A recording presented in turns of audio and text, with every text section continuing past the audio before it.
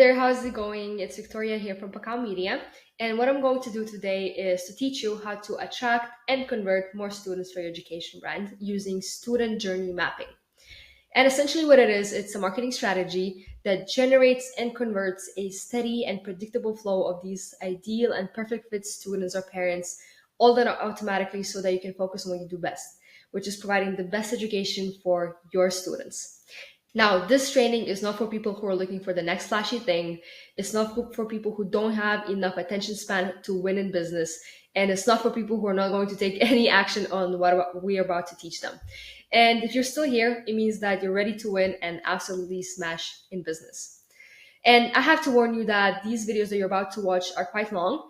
And I've had multiple people come to me and say, Victoria, your videos are just way too long. And I say, yes, yes, yes, they are, because we provide so much information and so much knowledge. And that is the reason why they're so long. On that note as well, I just wanted to let you know that I'm not here to sell you anything. The only goal for me here is to just provide some valuable information that could potentially change your business and your personal life. The only thing that I ask in return is that if you found this valuable and if you want to hear more from me with more materials, all you have to do is just fill out the form below. So I have your email to reach out to and send more of these videos, right? Last thing I wanted to tell you before this training is that these videos you're about to watch are from our client onboarding course. And if it sounds like I'm actually telling you to go and do something, this is the reason why. It's because I've been telling our clients to go and to do these things to make sure everything's running smoothly and correctly, right? So yeah, I hope you enjoyed this, and let me know, send me a DM what you think about this training course. Ciao, ciao. Hello, everyone, and welcome to the second video of the onboarding course where we'll be explaining our systems to you. So let's just get started. So in this video, we'll cover the most important aspects of our system. And I just wanted to say that we won't dive into all the details because you don't need to know them, and also because it would take us at least 10 hours to explain all of them. However, you do need to understand the fundamentals of our systems. This way, we'll make sure that we execute the system to the best of our abilities and bring the maximum results that we can bring to you in terms of leads and students, right? So, yeah, just wanted to set this expectation to you. So, I wanted to say that we have three main funnels. Three. So, the funnel number one is book a call funnel, which starts with an offer, with the ads, where people then fill out a form, they book a call, they need to show up, and essentially you make a sale, right? So this is funnel number one. Funnel number two is a bit longer, where it starts with an offer. We launch ads. These ads direct people to fill out an information in exchange to a lead magnet, whether that would be an ebook or some sort of brochure. And then we do lead nurturing. And of course, within this lead nurturing step, we have many subsystems as well, where we encourage people to book a call, where again they show up to the call and you make a sale. And again, I just wanted to mention all these funnels, they have different benefits and disadvantages. For example, this one makes sure that these leads are more educated and more warm before they show up to a call, so it's easier for you to close a call, whereas here they're a bit colder, right? So we launched three different funnels for this reason, to just make sure that we bring all different kinds of leads: warm, cold, hot, etc., right? So just to make sure we maximize on that. And then funnel number three is the webinar, where essentially is the longest funnel of all. So we have an offer, we launch ads to sign up for a form, where we say sign up to this webinar to learn X, whether a webinar is pre-recorded or live. We nurture all these leads to make sure that they actually show up. Then we encourage at the end of the webinar and say basically, hey, if you liked all the value that we provided for you on this webinar, check out this this offer, where they can either buy directly what you're selling, or they can call, right? Then again, they need to show up and you make a sale. So I just wanted to say that I'll be explaining only funnel number one, and by me explaining funnel number one, you'll have the clarity to understand how all the other funnels work, right? Because again, if I take the time to explain all these funnels, number one, you don't need to know them, because we execute them and we install all these funnels on your behalf, and honestly, it would just take us way too long, way too much time, right? So funnel number one explanation. So as I mentioned, funnel number one has these steps: the offer, the ads, the form, to book a call, then a show up, and a sale.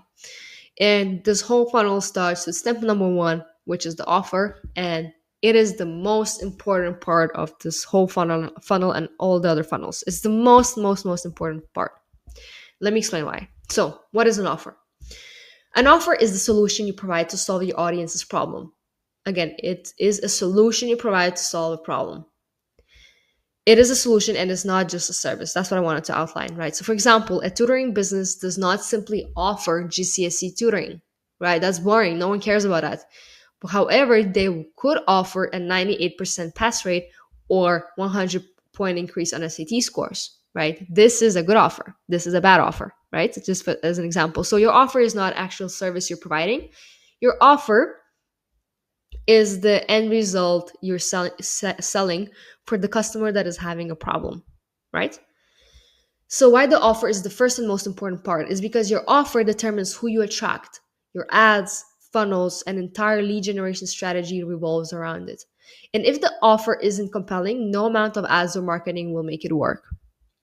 And the closer your offer and guarantee aligns with a solution, with solving the core problem your audience faces, the better the lead quality, the higher the conversion rates, and the less resistance to sales your prospects will have.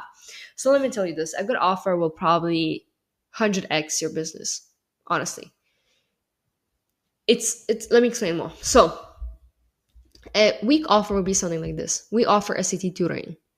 Yeah, it's too generic, doesn't highlight any result or benefit. This is very bad. Get a free trial lesson, very bad. Improve your SAT score with our program. Okay, maybe a bit better, but again, it's too vague. It doesn't say any numbers or proof. And as a lead, I would be thinking, okay, but how much will I improve by when? And what is your program? What does it actually do? Right?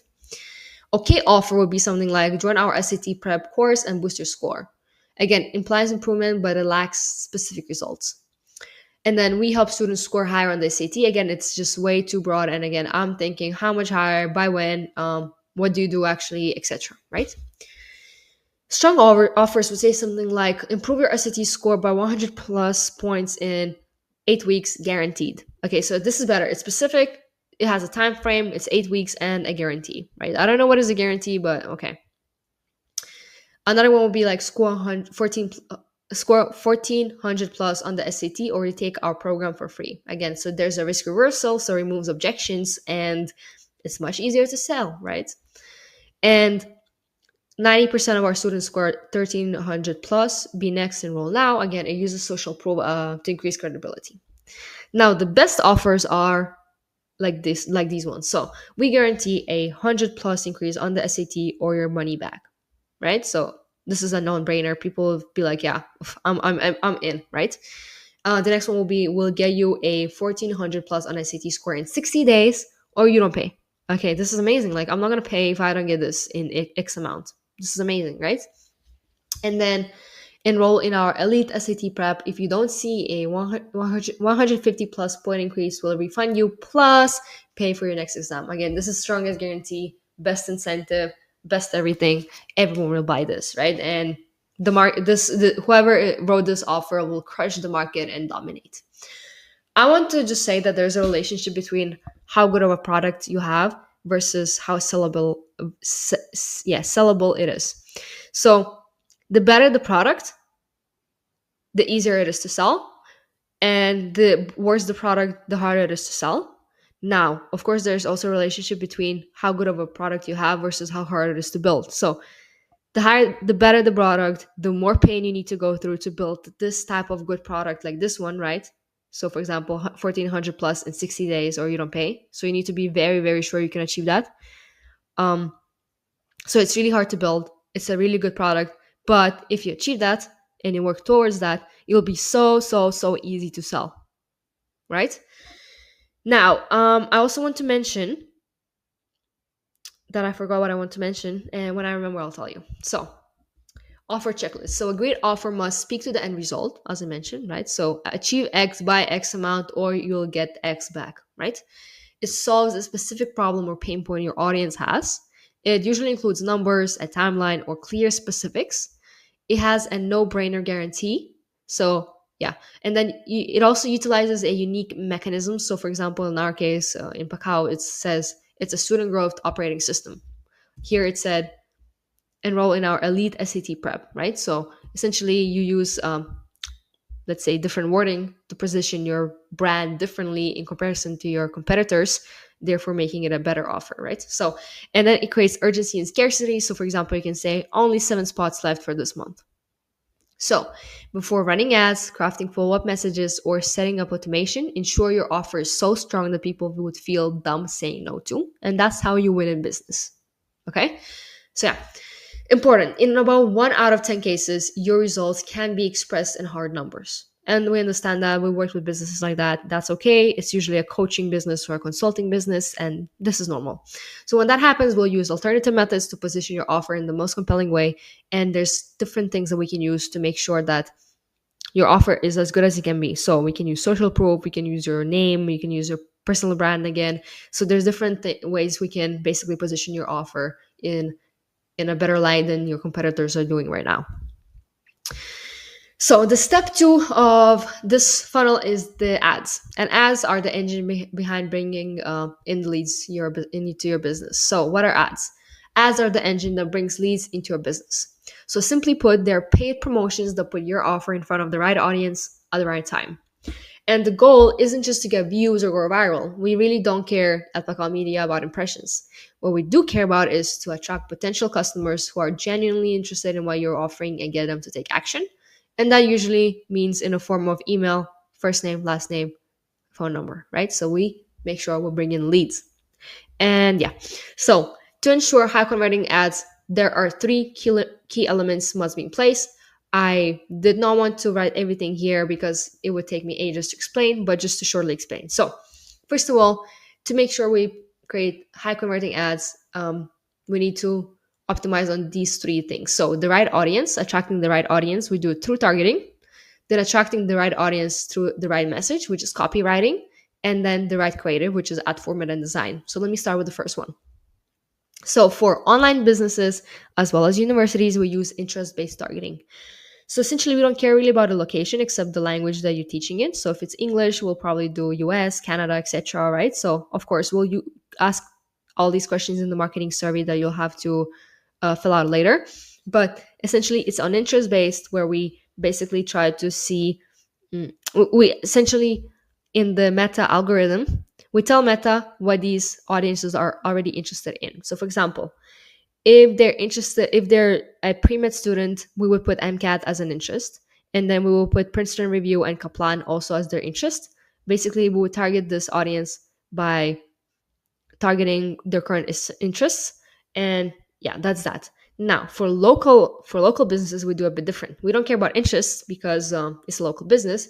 What we do instead, we just target only locally. So it's called location based targeting. So we draw a location around where your target audience is. So let's say it's just London. So then we put a spot on a map and we cover all the London metropolitan area.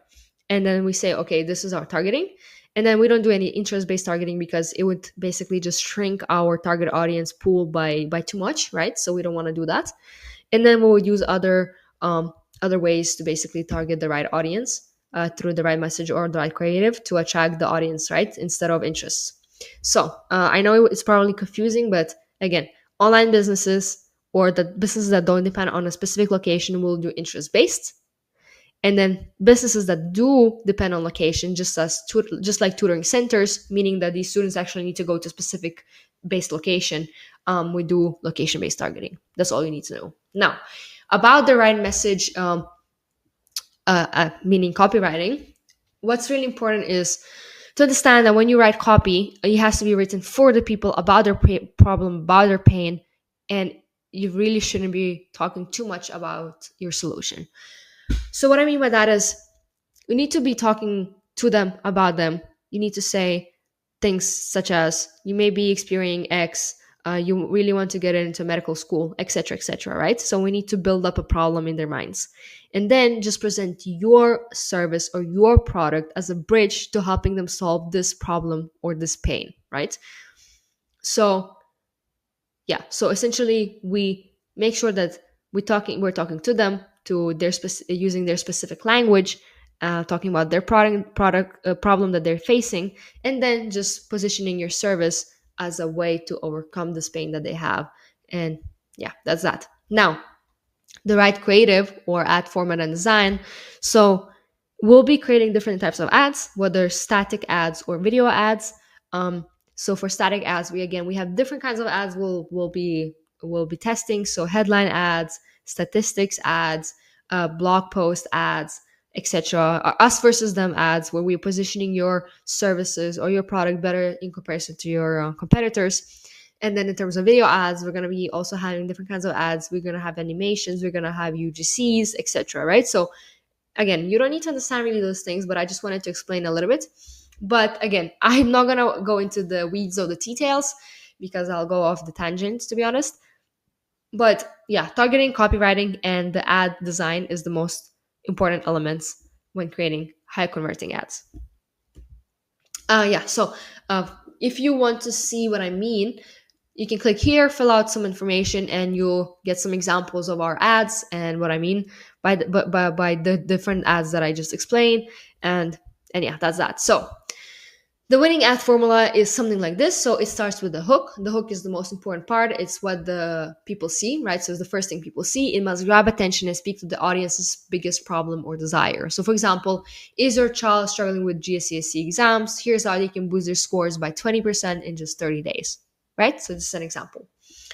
The offer is essentially we want to clearly present your value and why it's the best solution. So join our proven tutoring program and guarantee a higher score or your money back, right? So we hook them, we talk about their problem, and then we position your offer as the best solution that they can choose from. Then we provide some social proof and a guarantee so people trust other people. It's very important. So we include testimonials, case studies, or statistics to build the credibility. So, for example, over 1,000 students have already improved their grades using this method. And then at the end, we give them one call to action, and it's important. It has to be only one call to action because if people see there's more than one call to action, then they won't take any action. They're gonna get frustrated and annoyed and confused, right? So we need to tell them only one thing to do: either book a call, fill out a form, or sign up, right? So click below to schedule a free consultation today or now, etc. Right? So we'll be using a mix of assets to create ads on your behalf, including your existing images, different stock photos, and content produced by our UGC creators. So essentially, we'll be writing scripts, which you'll have to approve or comment upon, and then we'll send those scripts to our UGC creators to create ads on behalf of you. However, I know it's gonna sound annoying, but a few recordings from you will also be expected. So we'll need to make some short scripts, some short videos, virtual sales letters, etc., which will guide you through. So no worries there. But yeah, we'll ask you as well to make some ads by you. So in this case, it will be a founder ad. Where we will ask a founder to record a sort of mission-based ad. But again, that's later, and we're gonna guide you through it. But just wanted to state the expectation. Note that later we'll ask you to complete a short marketing survey to help us better understand your audience and create more effective ads. So that's what I mentioned before. It's going to be a marketing survey. Um, you'll have to complete it. Again, please provide us as much information as you can because it will really, really help us to make better ads for you and just bring more students and more revenue and more business. And expectation is that you can expect us to create new ads for you every month on average. So, what does an average mean? If we launch an ad and after 2 weeks we see that it's trash, we're gonna make new ads. Just saying that, because it gives 2 weeks is a good time for us to actually understand whether it's working or not. But again, we're always gonna have more ads than we need just to make sure that we're always ahead of time, right? And in case an ad is working really, really well, we won't touch it. We won't do anything to it. We're just gonna let it run because it's working amazing. And what's working, we want to not touch, right? Um, and once we see that it's declining after a few months, and once it starts declining, that's when we launch new ads, right? Just to wanted to put it out there. So this is the expectation that you can see new ads more or less every month. The step 3 is the landing page. So a landing page is a form, essentially a landing page with a form where we are going to be capturing the leads. So what do I mean by that? So once a parent or student clicks on your ad, they will be redirected to a landing page to fill out a form. So the key elements of a high converting landing page are that there's no external links. So there's nothing else that they can do but just to fill out a form. So it prevents drop off, and also it prevents people getting annoyed or frustrated and just leaving the page. It needs to have a simple distraction free design. It has to have a clear, compelling headline, has to have a short and effective form. And again, it has to have some sort of incentive to them. So in our case, in a book a call funnel, we'll say what you'll get from a call, right? So probably you'll get a free consultation in which we'll strategize a plan for you on how to achieve your X result. And even if you don't buy from us, essentially, you'll get at least a strategy plan made for you and personalized to you, right? So these are some standard form fields. So first name, last name, phone number, email, services interested in. And again, for private universities, we might include additional fields like budget, home country, etc., to filter and qualify leads effectively. And actually, just want to say that lately we've been making some longer forms just to make sure that we bring in more qualified leads. So again, forms will be created and personalized to you, to your business. And yeah, I cannot like give you more information on that, but it'll be a bit longer and ask more things before booking a call, just to make sure that people who take at least 60 seconds to fill out a form. Um, what I mean is that we'll make a bit longer forms to first of all make sure that these people are qualified, and also to basically make sure that all the people who are not qualified, meaning that they cannot take 1 minute to fill out a form, don't even show up to a call, right? So yeah, so these are some examples. So download the complete program.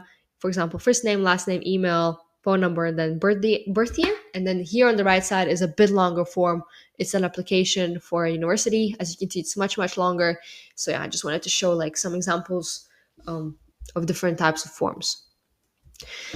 So step 4 is book a call page. So essentially, after someone fills out a form, they are immediately redirected to a book a call page. So after submitting the form, the leads are directed to a booking page to schedule a call. And this drastically increases conversion rates. And if they don't book, we initiate an automated lead nurturing sequence via email, WhatsApp, and SMS. So that's that. And then for step 5, it's really important for us that they show up, right? So yeah, again, getting a lead is easy, booking a call is easy, showing up, that's a bit hard, right? But don't worry, we nailed the system, we got you. So to maximize show up rates, we send one confirmation email and SMS, one confirmation call with voicemail, 4 email reminders, so 2 days before, 27 hours before, 1 hour before, and 10 minutes before, and then 4 SMS reminders. So those are sent at the same hour, the same day, right? So yeah, and this results in 70 to 80 show up rate. If they don't show up, we follow up to reschedule. And with with quite a few clients, we have even 100 show up rates. So yeah, it's amazing. So here's a visual explanation, and yeah, let me walk you through it. Our follow-up process. This is now very important, so please bear with me because it will take me some time to explain to you. So they book a call, they go to confirmation page, and in this confirmation page, we'll have a short video attached, essentially saying, hey, you booked a call, this is great, however, it's not confirmed yet. Please confirm this call, this event before we cancel it, right? So if you don't confirm, we're going to cancel it. And essentially we will say that just go to your email, this is gonna be the last email that you got. Please press on this email and just click yes to the event so it shows up on your calendar, right? So we'll set up this landing page, it's all okay. And instantly after they book a call, they'll get this essentially calendar invitation that I was just talking about, and they'll have to click yes, right? So this video that we have here, it will explain that, look, you booked an event, this is great, but you also need to confirm this event by clicking yes. So they'll have to click yes, and just to make sure that this event shows up on their calendar page. Why we want to do that? Because we saw that 100% of people who click yes on this button will show up to the call, and that's what we want to do. We want to maximize show ups. Therefore, we basically create this video to tell people how to confirm their event. Also, instantly after booking, they will get this message and an email. So they'll say, the email will say something like this: hi John, read before your call, important. So hi John, Victoria here from Pakao Media, top, etc., etc. While I've got you, could you do me a quick favor and accept the calendar invite we sent? Accept it here. So this link will go to this page where we explain how to accept the call. And we'll also say you're scheduled for X time at X date, and just double check that the time zone is correct on your end. Looking forward to meeting you, Victoria, co-founder of Pakal Media, right? So this is the email they will get. They'll also get an SMS that will say, "Hi John, you're scheduled for your X call on X date at X time. See you then. Strategy call details are here," right? So confirmed. So this is the confirmation page as well. In the confirmation page, they need to essentially uh, click yes to the event, because everyone who clicks yes will show up to your call, and that's what we want. Now, 2 days before the event, we send a bunch of reminders, right? So this is a reminder that we send. So we say, reminder, John, reminder, X event with Pakal Media at X time on next day. So hi John, this is a friendly reminder, location, etc. And what we also do, we include reconfirmation button. So what they need to do is reconfirm that they will show up to the call. And we don't really see by the way, the software that we use here is Calendly. If you do not have Calendly, we will set up a very, very similar or actually exact system on your CRM, and not on your CRM, but the CRM that we will provide for you. And so yeah, just wanted to outline what are these, where are these coming from. And essentially, we don't see the reconfirmations. However, we do those because it essentially in a prospect's mind kind of anchors them that, okay, I reconfirmed, so I must now show up to the call, right? So it kind of creates the psychological commitment. And then same reminder text. So hi John, just a reminder that you have X event at X date at X time. See you then. To confirm, click on confirmation link. Here, very similar. Instead of reminder, we send just a confirmation. So please confirm you'll be attending. So please confirm you'll be attending, etc. And basically there's a blue button that they need to click. Here, it's the same here, right? So confirmation text on Calendly via SMS as well. So email, SMS, and then 1 hour before, no reconfirmation, just a reminder with a location. So reminder, you have an event in 1 hour. Again, reminder, connect here on Zoom or Google Meet, right? And then 15 minutes before as well. By the way, I said 10 minutes before, I think. So yeah, it's gonna be not 10 minutes. It's gonna be 15 minutes before the last reminder, and then a call needs to start. So again, the blue ones mean explain when is this being sent. The green ones means that we're using automated software, so either Calendly or Go High Level, so our CRM. Now you may be thinking, then what are these yellow boxes? So yellow boxes are quite important. Once we onboard you, we'll provide you a business number that you can use on our CRM system. However, if you want to use your own current business number, that's also totally fine. You probably have those, so it's also not a problem. Now, we very, very strongly encourage our clients or our partners to send personalized messages. So this is all automated, and people understand that this is automated, and they know that this is automated. So what we do is we want to maximize the number of show ups, and usually what helps is personalized messages, right? So what we encourage people is that right instantly after someone books is to call them, number one. Number two is to send a personalized video message. So what does it mean is that imagine you take out your phone, you make a quick selfie video with the script that we'll provide.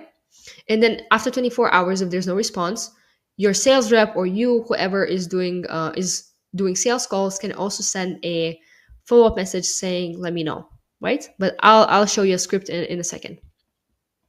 Here as well, this can be also automated, or you can send it yourself, that says, hi John, this is Victoria, looking forward to our meeting, right? So it's also sort of a little bit personalized, and yeah, that's that. So I just wanted to say it's important. These steps are important. If you cannot do it, that's okay. But again, you can also then expect a little bit of lower results than clients or partners that do these things, if that makes sense, right? So that's that. And yeah, let me come back to the slides because we have a few more things we need to cover. I explained our follow-up system, and So yeah, that's that. I really hope you understood. In case you didn't, you'll have an onboarding call or kickoff call with Emma, so she'll walk you through it as well. So yeah, let's get going. Yeah, I want to watch this video together, and let's do it. Times more. Next up, respond to leads in less than 1 minute. Now, you may not know the stats on this. Some of the more experienced salespeople do. If you can contact a lead within 60 seconds of them showing interest or opting in or giving you their contact information, you have a 391% increase in the likelihood that you can close the prospect. And so that means that if you did nothing else but simply put the processes in place so that you can contact leads within 60 seconds, you could 4x your business tomorrow. And so then you have to ask the question, what are all these other things that I'm spending my time on? And do those things have an immediate 4x increase in my business? If the answer is no, then you should probably stop doing those things and do this one obvious thing that can increase your business to such a large degree. Also, 50% of prospects will go with the business that responds to them first, not the one who's best, that they did the most research for, simply. So yeah, now that we watched this video, I just wanted to give you some food for thought, because we don't do manual follow-ups or sales calls, because first of all, we probably don't live in the same time zone, number one. Number two, we don't do sales calls on your behalf because we just don't know enough about your product, right? However, right now, your sales rep's goals should be to, again, as we watch this video, is to call within 60 seconds a lead comes in. And I understand it's probably not possible, but if that's not possible, call within at least 5 minutes the lead comes in, right? And I'm setting this expectation so high because if you do that, as the Alex Hormozy said, you'll just win. You'll destroy. Like, you'll just kind of like annex the niche that you're in, and you just become monopoly if you just do that, right?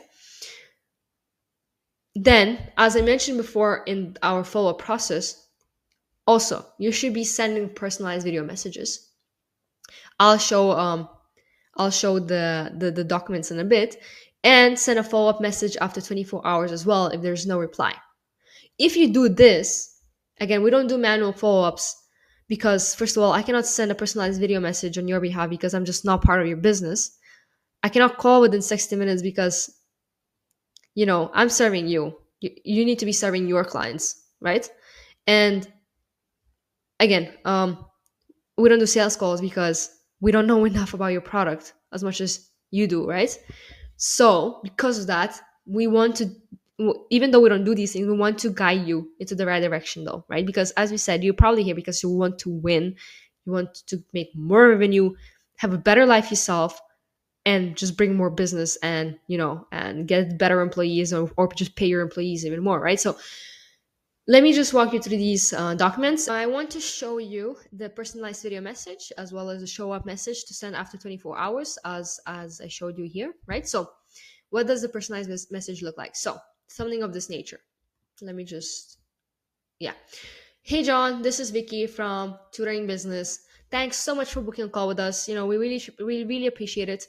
I just wanted to quickly reach out to you face to face. So just so you know that I'm a real person, I'm not some sort of robot.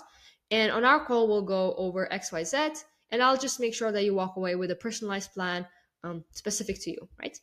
Could you please do me a favor as well? Just send me a thumbs up so I can so I can know that you're good to go and we can make the most of our time together. Looking forward to it. Bye-bye, John, right? So you take out your phone, you put on camera, you make selfie mode, and you just wave to the person. You say, hey, John, this is Vicky. Thanks so much, etc., etc. So why do we use this type of structure? So here you're being nice, you're introducing yourself, right? Here you're saying thanks so much, so you're showing appreciation. Here you're saying basically indirectly, like, by the way, I just wanted to add some some additional effort to show you that I'm a real person and I took the time to make this video for you, right? Here you explain what is in it for them to actually show up to the call. Here you ask them to psychologically commit to actually show up to the call again. So this thumbs up, so they need to actually watch the video and send thumbs up. So this makes sure that they show up to the call, right? Because I mean, if they send a thumbs up, they'll feel bad by not showing up to the call. And here you just say bye bye and thank you basically for watching this video that I sent you, right? So this is the structure. And after 24 hours, if there's no response, you just say let me know, right? So let me know if you watch this, etc. And they'll be like, by the way, if they didn't watch the video, they'll be like, let me know what. So they're gonna have to watch the video and then send you the thumbs up, right? Right. And here, this one, you don't have to send it really because we already sent reminders. But if you want to go the extra mile, you can send this. So you can send, hey, John, this is Vicky. Looking forward to our e-meeting, right? Something like this. Right. So this is our system. And I just wanted to explain and provide you with the script of what to say. The next step in the funnel is the sales, which is essentially closing the deal. At this stage, leads are completely in your hands and your job is to close them. And I truly encourage you to please watch the Sales Mastery course to close 35% and more of the prospects that are coming your way. In this course, we provide the sales scripts, the objection handling sheets, everything that you need to know to close more deals. And honestly, the Sales Mastery course has changed so many lives and so many businesses or clients. So please watch them. And again, with the strong offer and the right process, your closing rate will be significantly higher than before and you'll be crushing your competition. Trust me. So the next steps, the next slides will be explained by Emma. You'll be in great hands. And thank you so much for listening to me, to Vicky. And yeah, see you in the next video. Bye-bye.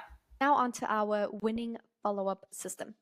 So a lot goes into, converting leads. Well, a lot goes into generating leads, but once you generate the leads, you need to make sure that you're constantly in their face, basically, to say it bluntly. We need to constantly be present with the lead. We need to constantly be there to make sure that, they choose you over your competitor, or they don't completely forget about you. They remember why they wanted you in the first place. So we do have a very thorough follow-up system, and by follow-up, we mean nurturing. So email sequences, SMS sequences, voice notes, any type of communication that we can have with the lead automatically, we always set up, and it's part of our funnel and it's part of our growth system. So I'm gonna explain, as I mentioned, why we have a follow-up system. It's two different types of goals. First is, for example, to maximize show-up rates. So we want to make sure that people who book show up. So we have a follow-up system for booking reminders, for making sure that they add the booking to their calendar, things like this. We also want to recover leads who don't show up to the call. So they don't show up. As soon as they don't show up, they get their first email, then they get the second and the third and then the ninth. And what we try to do is, by that time, they've rebooked a call and we've re-engaged with them and they attend the call, and then there's a higher chance of converting them to a sale, right? Then we also have leads who download a lead magnet or opt in, for example, and they haven't booked a call, or that's the only action that they've taken. We want to make sure that we're behind them, that we are kind of not chasing them, because we don't write the emails to chase. We write the emails very psychologically, but we do want to make sure that we are always there every step of the way. Every time they open, that we have the chance to email them without sort of spamming them. We don't try to spam leads, but we do always want to be present. And this makes sure that we don't spend money on leads that we are forgetting about. So it's already bad enough that some leads forget about you, forget about the business, forget about us. We don't want to make that same mistake, right? We always want to make the most of these free methods, these free SMS, free emails, free voice notes, all these different, even calls. We like to, set up systems for your reps to call the leads. We don't personally call the leads, but we always do make sure to set up a lead flow system for your reps to reach out to them, especially when they're in their, most engaging moments. Because you have already paid for these leads and we want to, make the most of it.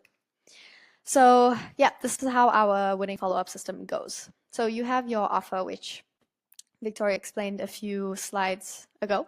So the offer is key. A good offer will generate the most leads. The offer is in the ads. Once we launch the ads, we have a form submission, for example. So this could be a booking funnel, for example. As soon as they've submitted a form, we have follow-ups. We follow up to make sure that they book the call, and we follow up when they've booked the call. Then we make sure that they show up by sending them the follow-ups. And if they, during the show up process, so during show or no show, we also send follow-ups, and all of this with the end goal of making a sale. So some different types of scenarios. For example, they've submitted a form, we send follow-ups. We want to reach out to them within minutes of submitting a form. So we want calls, call them, leave a voicemail, emails, SMSs, voice notes, consistent follow-ups, especially in the first few days that they've opted in. We want to make sure that we keep them engaged in their most interested life cycle stage. And then we continue checking in the last couple of days. So we do nurturing up to 30 days in some cases. And then for leads that have booked a meeting, we want to make sure that they come to the meeting. And even if they did come to the meeting, we make sure that we follow up with them after the meeting. If, let's say, they do show up to the call with a sales rep and the sales rep wasn't able to close them, in some cases, we'll do automatic follow-ups after that to, recover that lead.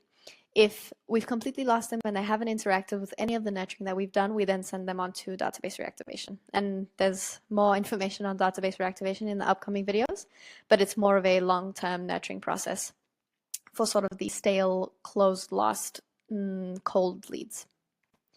So let's say that they missed their meeting. We'll then send them we'll try to call them, voicemails, emails, SMSs, voice notes, everything again, and try to get them to reschedule.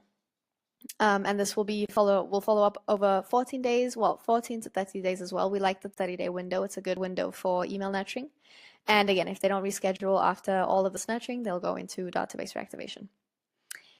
So yeah, leads who don't convert after the follow-ups, after all of these different follow-ups, whatever the funnel is, there's always going to be a nurture. So if it's a lead magnet, they're nurtured. If it's a booking, they are nurtured. If it's just a contact us form, they're nurtured. A more information form, all of the different types of funnels, we make sure that we have nurturing somewhere in there because it is vital. It seems like a very small part of it, but it is a very big part of it.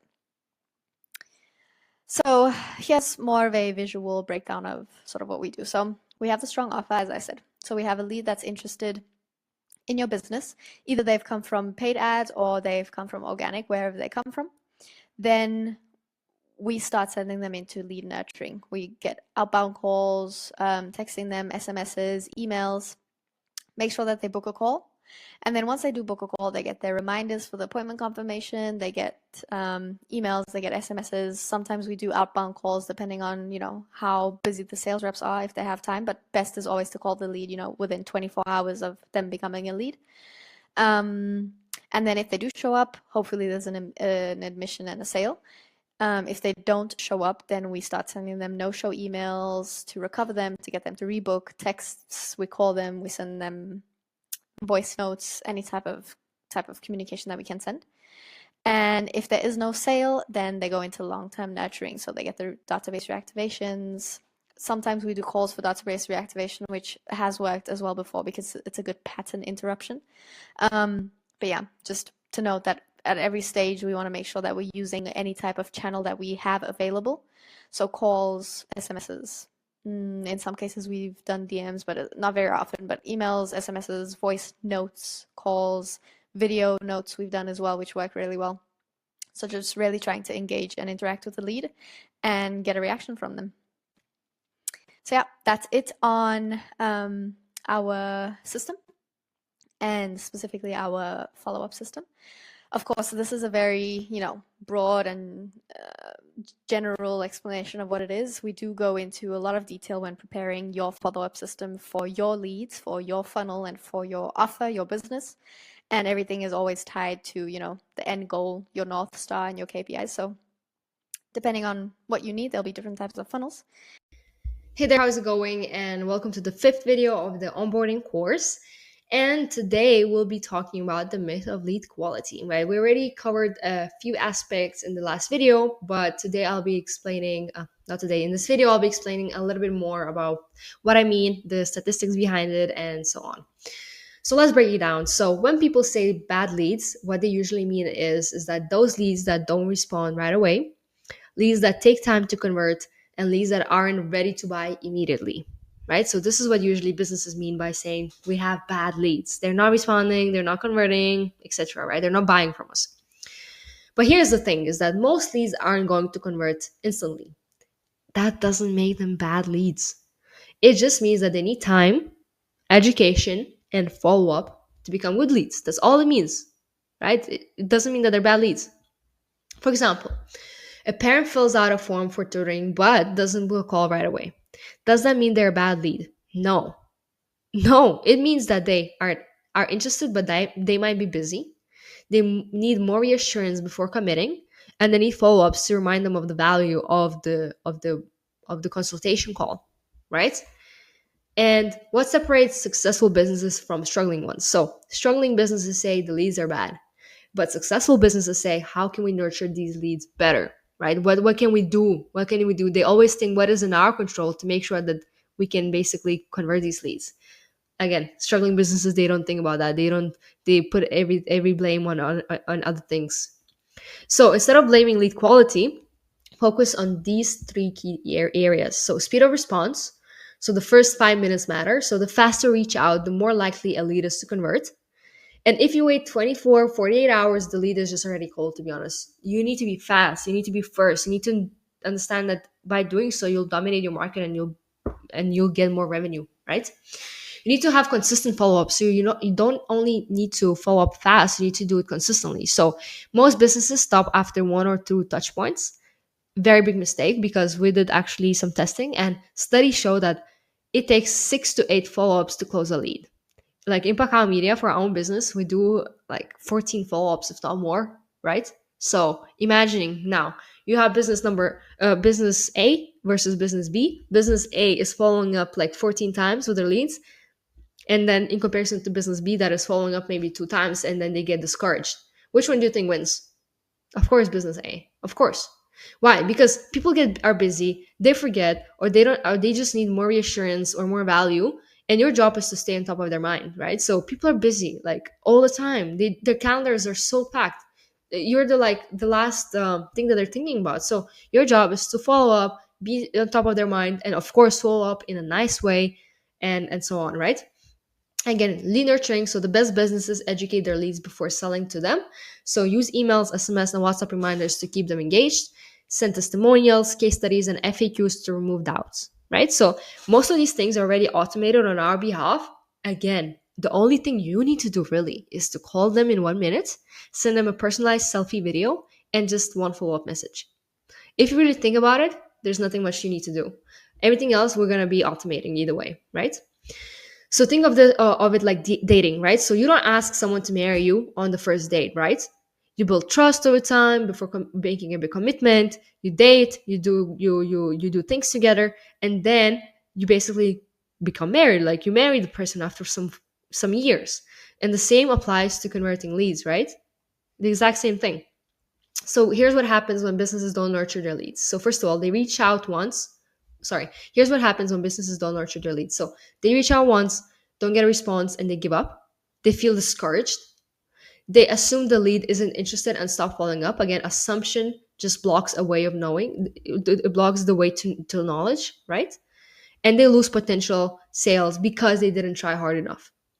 Meanwhile, the businesses that win do this. They follow up multiple times through different channels. They provide value and reassurance before expecting a sale, and they stay consistent until the lead is ready to convert, right? For example, a tutoring company says their leads aren't converting. However, when we check, we see this. They only emailed the lead once. They never called or sent a WhatsApp reminder, and they didn't send any testimonials or success stories. In contrast, another tutoring company follow up with a WhatsApp message within 5 minutes. They send a second message the next day with a case study. They call after 48 hours. They send a final reminder. They send a final reminder email after a week, etc. And who do you think closes more sales? Of course, the second company. Every single time, right? I think you probably can hear me being very passionate about this is because I am. Getting leads is the easiest thing in the world. Making sure they convert, it's harder. And that's why a lot of business owners or sales reps, they get discouraged and they get sad for absolutely no reason, because they need to understand that this is normal. This is to be expected. Right. So what to do instead? Use the winning formula again. Call and message immediately. Contact leads within 5 minutes. Use multi-channel follow-up, email, SMS, and WhatsApp. Provide value first, so send testimonials, case studies, answers the questions or objections that they may be having in their heads. Follow up at least 6 to 8 times, so people need multiple touch points before converting. And please just stay patient and trust the process.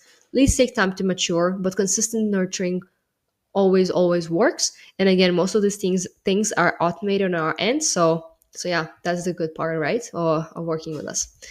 So instead of worrying about getting better leads, let's focus on converting the ones we already have. And yeah, that's how you win. So thanks so much for watching this video. And again, I'm very passionate about these things because this is how marketing works, and this is how companies win, right? So that's why I'm so passionate. I'm just trying to convert this energy into you as well. So yeah, thanks again for watching, and yeah, see you in the next video. Bye bye. Alrighty, everyone. So welcome back to the Sales Mastery course, the second part, which is Sales Bedrock. Bear with me because right now I'm a little bit tired, but I'm gonna do my best to walk you through this. So let's get into it. So here's what we're going to cover. So what is the founding principle of sales? Some common misconceptions and myth busting about sales, your moral obligation in sales, how we structure our sales calls, the one call rule, and the important things to remember. Alrighty, so let's get started. So what is the founding principle of sales? So this principle explains why people buy things and why they buy everything and all of the things that they buy in the world, why people buy, just overall. So what is this founding principle of sales and why do people buy? Pain. Just pure pain. So let me explain. So the brain operates from one mode of motivation, which is pain avoidance. I know you probably read different psychology books and they say that there's two modes of motivation. First one being running towards some sort of desire, and the second one is running from some sort of painful situation. But if you think about it deeply, if you're running towards something, it means you're escaping something as well, right? So that's why I just outlined one mode of motivation, which is pain avoidance. Therefore, most of the decisions we make as humans are made to avoid some sort of pain or painful situation. So just you need to understand that if someone is making a decision to buy from you, it's because they think your product or service can fix their current state or their current pain. So they're buying their way out of a painful situation. Again, just to recap, people don't buy their way into products, they buy their way out of painful situations. So let's explore how this works and understand the science of sales, specifically of sales. How does it work, right? So when you approach some sort of prospect or lead, they're currently in some sort of state. So this red box right now is showing where someone is currently at. And then they receive some sort of stimuli. It's either through ads, through cold email, through whatever email marketing you use or whatever you use, they receive some sort of stimulus, right? So imagine you and yourself. You're scrolling and then immediately you see ad about, let's say, losing weight. Let's say you're overweight, you want to lose weight, right? And then what happens in the prospect's mind is that they become aware of some sort of problem or opportunity. So essentially, when you see this ad about losing, let's say, 10 pounds in 1 month, you are now aware that you become agitated because you're aware that you become aware of this problem and you think, okay, maybe there is a way out of this that I'm at. I am a little bit overweight. I want to lose my weight. I want to lose weight. So basically what happens is that they become aware of problem or opportunity, which creates a feeling of agitation. Again, and then after that, prospects become aware that things could be better and that they could be where they want to be. Because, yeah, let's just continue with this right now. So this blue square represents an awareness that things could improve and that things could be better.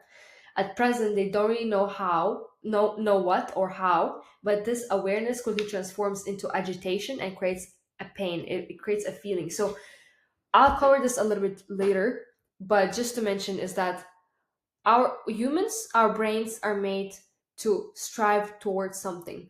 Our brains are always made to be learning and going towards something. So just because we have this conscious energy, we create goals in our minds, right? And what goals create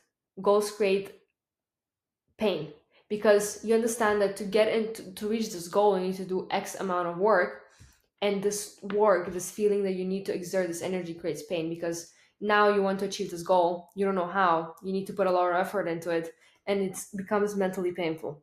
Just like athletes, right? When they exercise, their muscles get sore because they're pushing their physical limits. The same as with humans and with our minds. Okay, I went off track, but I'm gonna show what I mean more into the bonuses part, which is gonna be at the end of the course. Alrighty, so let's just go. So you have this prospect that is in agitation / awareness state, and then you have, and now there's gonna be this upcoming call or some sort of interaction with you or the prospect. So in this case, we're doing most of our clients in education space, they do high ticket sales, right? So 1K plus. Their offers are 1K and plus. Universities make 10K plus offers, right? So there's this client, this lead that is now aware of their situation, and they have an upcoming call. So let's explore the purpose of this call. So for the call, they're in the state, right? They're agitated, they're aware. And during this call, what happens, they start moving through, during the line of questioning, or during the sales call, you ask certain type of questions. And during this questioning, you're defining where they're at, but you're also separating where they're at from where they want to be. And as you can see, let me show you again, you start the call, you start questioning them, and what happens, you start separating them, right? So you separate them from where they're at right now from where they want to be. And now they have a clear understanding of where they're at versus a clear understanding of where they want to be, right? And now you have two very clearly defined situations, their current one and their desired one. And again, where they are at, it has to be a very clear metric. So in terms of education brands, for example, they say, I have an MCAT score of 500, let's say. But where they want to be is at 515 in 60 days, and they wanted to get into Johns Hopkins best university of medicine, right? As an example.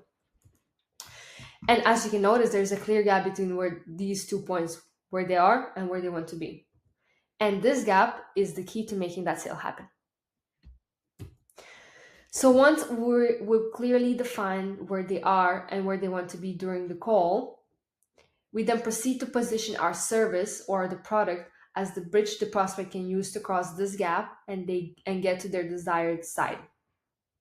So okay, let me just explain a little bit more. So imagine that you're stuck on a tall rock and you hate every minute of it, and it's painful and uncomfortable. It's just awful place to live. And 1 mile or 1 kilometer into the distance is your dream rock. It's comfortable, has better views, water, food, etc. But you can't get there on your own. You just can't. You don't have the skills, you don't have the knowledge, you don't have anything, right? And until one day someone comes along and says, I can see how much you hate where you're currently at. I'll build you a bridge so you can live on your dream rock. And you'd pay any amount of money to that person. You generally would. So selling education or marketing services to a business owner or B2C is absolutely no different. So if you can bridge the gap between where they are and where they want to be, you will never go hungry as a salesperson. Again, to recap, this is where they are, this is where they want to be. Your offer or your service or product is their bridge to making this happen, right? So this is honestly the founding principle of sales. It's just establishing that there is a gap between where the prospect is and where they want to be, then positioning your service as the bridge they can use to cross that gap. And how do you make this gap is through line of questioning, which is what we're going to cover later. So if you remember one thing from the sales training, make sure that it's masterful people create separation. They create separation. And by creating the separation, they create a sort of pain. They don't create pain, actually. Pain is already inside of the person. They just amplify it and they make it big enough so people actually start making action on their current situation. So the best and most effective salespeople on this planet are those who focus on clearly defining where their prospect currently is, then where their prospect wants to be. After doing this and having clearly separated these two situations, then they simply position themselves and their product as the bridge the prospect can use to cross this gap and achieve their dreams. So in simple terms is that masterful salespeople don't sell products or services, they sell futures. They sell the ends and they don't sell the means. They sell the desired situation, the emotions that come with it, and the feeling of achieving a goal and no longer being in pain. Alrighty, let's get to common misconceptions and myth busting. So chances are that you may have a few faulty beliefs about sales if you've been doing them for a while as a salesperson and not closing enough deals. So if you have these beliefs and try to sell with them, you'll experience nothing but havoc and pain. So let's buzz them right now. So great salespeople are just born with it. Completely false. Great salespeople have just done a lot of calls. In overall, anything that any person that has achieved any mastery in any type of field, they've just done enough reps to become amazing at it. As simple as that. You're not born to become a good salesperson. You just become one as you do enough sales calls. The second one is that you have to have the right personality to be good at sales. Completely false. I'm an introvert by nature and I run rings around extroverted salespeople all the time. You don't have to be extroverted at all. And actually, all the best salespeople that I've ever met are very, very introverted. So again, you don't need to be extroverted if that's what you're thinking. Great salespeople are powerful and high energy. False. It's better to sell calmly with silence, grace, and sophistication. You absolutely don't need to exert too much energy. You just need to be yourself, quite honestly. Follow-up is key to making sales happen. Completely false. Follow-up is for people who can't close. And sales is a lengthy process. False. It is entirely possible to close people on one 45-minute phone call if you do it properly. Well, maybe not phone call. I need to change this, but Zoom call or Google Meets call. But you need just one call. I promise you. All right. So people don't like being sold to. Completely false. People admire great salespeople and have no qualms giving them large sums of money to fixing their problems. Sales is about adding value. Completely false. Very false. Don't do that. We want our prospects to realize we're experts, but we don't want to solve their problems on the call. We solve them once they pay for us. Because once we start solving problems and we're saying things like, no worry, we're going to solve this. No worries, this is not a problem at all. Then they start to realize that their painful situation is not as painful. And then they don't take the steps to solve that situation, meaning they don't pay you to solve it, right? So if we start saying that, no, this is completely fine, and it's all okay, you're going to start minimizing their situation instead of making it bigger and bigger in their minds, so they actually cross the barrier and start doing action, right? All right, so what is it here? Okay, you should close as many people as possible. False. We should only seek to close those who we can actually help. Once we find someone like that, we should be ruthless in our pursuit of the close. Sales is not about closing people. It's more about diagnosing, like a doctor. You diagnose as a doctor whether they have a problem, and if they do, then you do everything that is in your hands and in your power to actually close them. But if they don't need your help, let them go. They don't need your help. Like if they're let's say MCAT score or SAT score is already at its highest peak, they don't need your help. So just let them go. Alrighty, so sales is only for confident men in suits. False. I've seen widely successful female salespeople. I've seen introverts, anxious people, shy people, and teenagers close high ticket sales and deals. I've closed lots of clients wearing a dressing gown and slippers while laying on a big beanbag. That's very true. Alrighty. Alright, so what is your moral obligation in sales? That's a good one. So as a salesperson, you have a duty. That duty is to only help people you can truly help. If you think you can't help someone or can improve on their current situation, don't tell them that you can. If you do find someone you can help, you should be ruthless in your pursuit of the close. You should just close them. It's about, if you know that you can help them, then you just need to close them. That's your duty. You know you can help them, so you should help them. If you're genuinely convinced you can help someone achieve their dreams, and do not give up on getting them on board. As simple as that. So, sales is about helping people. Let go of any attachment you have to your conversion rates, commissions, and paychecks. Put all of your attention and attachment on to genuinely helping people, and all the good stuff will come naturally. Your conversion rate is a byproduct of how much you care about the prospect. You should derive all of your sales satisfaction from your ability to help people out and take responsibility for their situation. Do this with sincerity and you will not lose. honestly. You just, first, it's not about even sales, it's about being a doctor and basically just looking whether you can actually help them. Alrighty, keep this in check. Remain ruthless, charge a solid price, and don't waver on your offer or start making any exceptions. We are selling for the fit. So if the prospect needs our help but doesn't fit our offer or model of doing so, they'll have to find someone else. What I mean by that is that if they don't, how to explain this? When you're selling, of course, you really badly want someone to have this person on board because you know you can help them. And what can happen often, it happened to me, is that I started changing my pricing because I was too scared to lose them, etc. But what's important is that we're selling for the fit, and the fit includes the price tag, right? They need to be on board with the price. They need to be on board with the offer or model that you're offering, guys. So please don't waver on the price or start making some sort of exception. So if you're saying in your sales call that, look, if my usual price is 2K, but if you get on board in during this call or the next week, I'm gonna waive 1K and I'm gonna make it only 1K for you, right?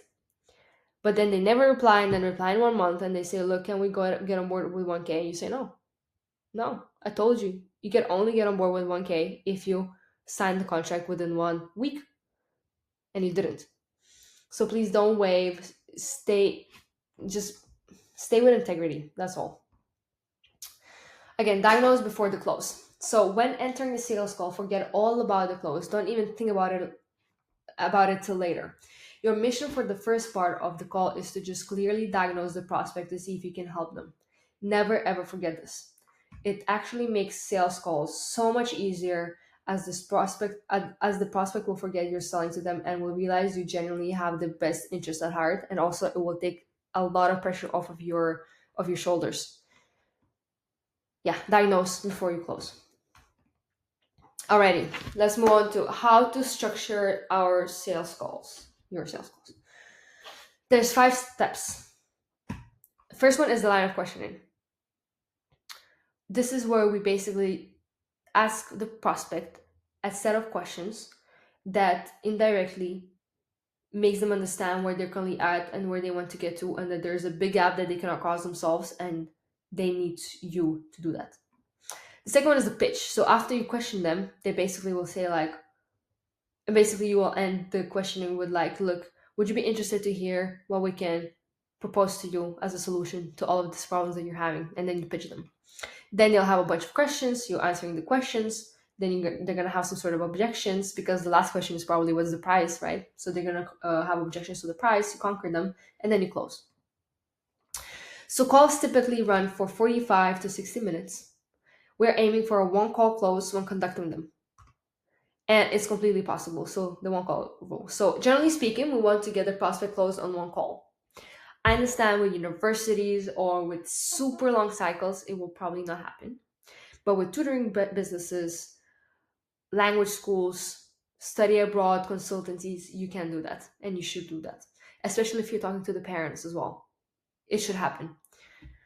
So I'm not going to explore this topic in too much depth right now, but you should be able to close in 1 or 2 calls. If it's organic, it will take 2 calls maybe. But if it's paid ads, they already know your offer, they know your funnel, they know everything. So it should be 1 call close.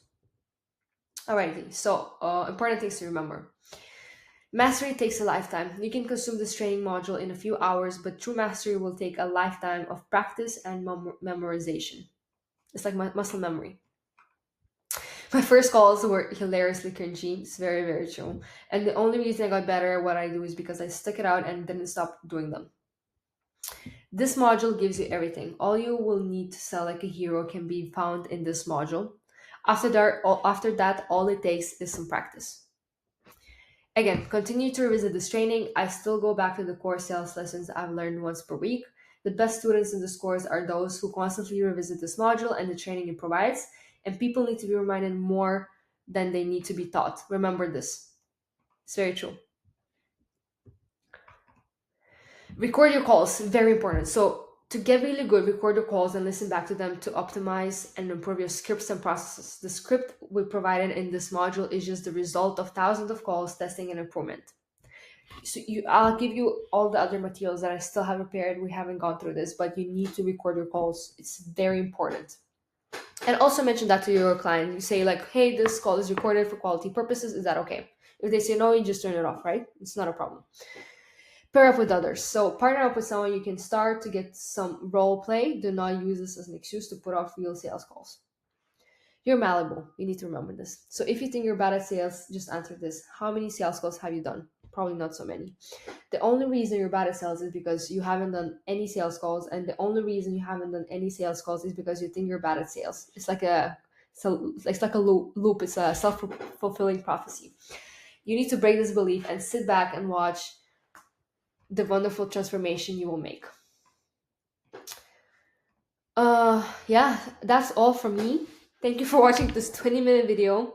Again, I'm super tired today, so thank you for bearing with me. And see you in the next module. Let's get down to business. Ciao.